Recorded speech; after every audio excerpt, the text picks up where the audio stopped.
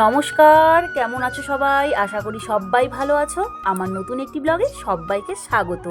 আর আজকে হলো বৃহস্পতিবার সকাল এখন বাজে তোমাদের ধরো 10টা। আর সকালবেলা কিন্তু ছেলেকে হলো সেই প্রেসারে সেদ্ধ ভাত করছিলাম, ওটা খাওয়ায় পাঠায় দিছি। আর বড় কিন্তু চা খায় দোকানে চলে গেছে। আর এখন করব হলো রুটি।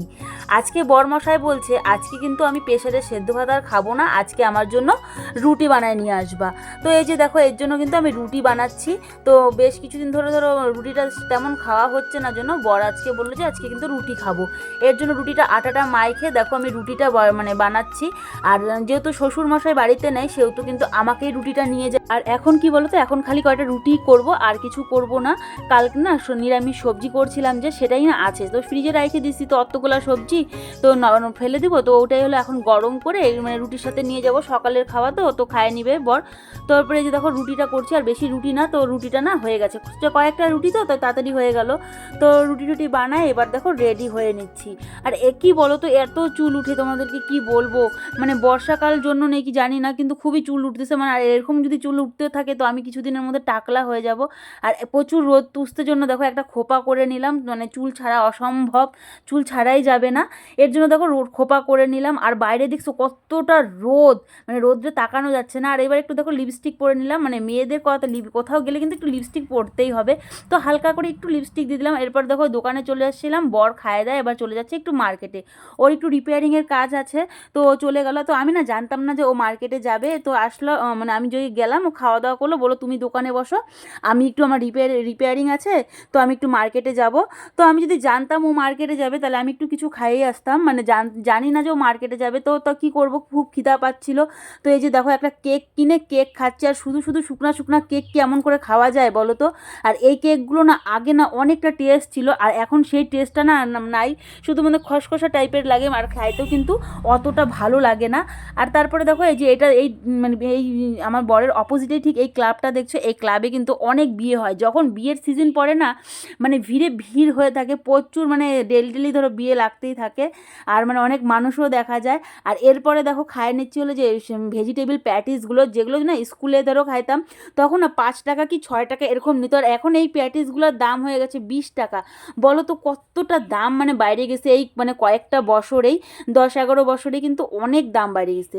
এরপরে দেখো প্যাটিসটাও কিন্তু মানে খুবই খাইতে ভালো লাগে। আর এগুলো না মানে স্কুল যখন পড়তাম তখন খাইতে খুবই ভালো লাগতো। তো কি করবো, এত খিদা পাচ্ছে, এইটা ওইটা খাইয়েই যাচ্ছি। তবে খাওয়া দাওয়া হয়ে গেছিলো। তারপরে দুপুরবেলা ছেলেকে স্কুল থেকে বাড়ি নিয়ে বাড়ি চলে গেছিলাম। আর পাশে কাকি ছিল, ওদের বাড়ি না নিমন্ত্রণ, মানে ছেলের নেমন্তন্ন ছিল, খিচুড়ি প্রসাদ বাড়িতে দিয়ে পাঠাইছিল, তো ওগুলা খাইলাম। আর বাসি ভাত সবজি অনেক কিছু ফ্রিজে ছিল, এর জন্য কিন্তু আজকে আর রান্না করিনি। আজকে টোটালি রান্নাঘর থেকে ছুটি। তো খুব মজাই কিন্তু না, যদি রান্নাঘর থেকে ছুটি হয়ে থাকে সেই মজা। তো তারপরে দেখো রাত্রেবেলা যে বর দোকান বন্ধ করে চলে আসলাম যে মোমো খাইতে। এটা হলো ফেমাস এখানকার আমাদের মানে শিলিগুড়ির নৌকাঘাট মোড়ের মানে মোমোটা খুবই ভালো খাইতে, অনেক জায়গার থেকে লোক আসে। আর সব থেকে বেশি কী বলতো, স্যুপটা কিন্তু খাইতে দারুণ, জাস্ট অসাধারণ হয়। তো এই যে দেখো মোমোটা খাইয়ে নিচ্ছি। এরপরে কিন্তু এখানের মানে স্যুপটা দিয়ে দিছে, যেটা মানে খাসির চর্বি দিয়ে খায়, তো সেটা কিন্তু সেই টেস্টি হয়। তো এই যে দেখো স্যুপটা খাই নিচ্ছি। আর আজকে সারাদিনই মানে ছুটি, রান্নাঘর থেকে ছুটি, মানে একদম নিজেকে কিন্তু আজকে মহারানী বলে মনে হচ্ছে। মানে জাস্ট ইয়ার্কি মারলাম তোমাদের সাথে, তো তেমন কিছুই না। তারপরে দেখো এই যে মোমোটা খাইয়ে চলে যায়, যে বিরিয়ানি ধরো অর্ডার করছিল, যে 2 প্লেট মানে বিরিয়ানি, এটা হলো অন্য জায়গায়।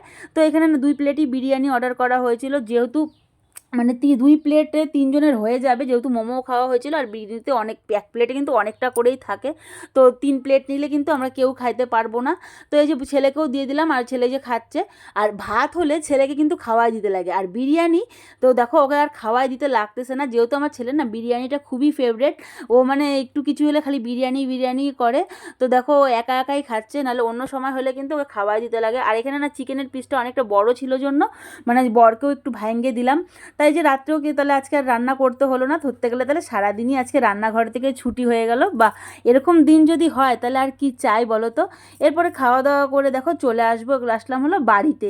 তো বাড়িতে এসে কিন্তু বিকালবেলা টুকিটাকি কয়েকটা সংসারের জন্য জিনিস নিয়েছিলাম, তো সেগুলো তোমাদের সাথে শেয়ার করা হয়নি, তাই ভাবলাম যে তোমাদের সাথে সেগুলো শেয়ার করে নিই।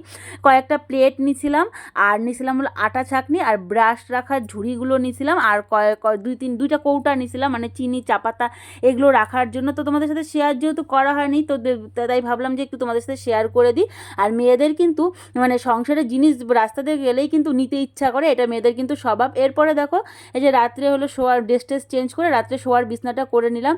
তো আজকের মতো তাহলে ভিডিওটি এইটুকুই, দেখা হবে একটি অন্য ভিডিও নিয়ে। ততক্ষণ তোমরা ভালো থেকো, সুস্থ থেকো, আর হ্যাঁ আমার চ্যানেলটিকে সাবস্ক্রাইব করে দিও। টাটা।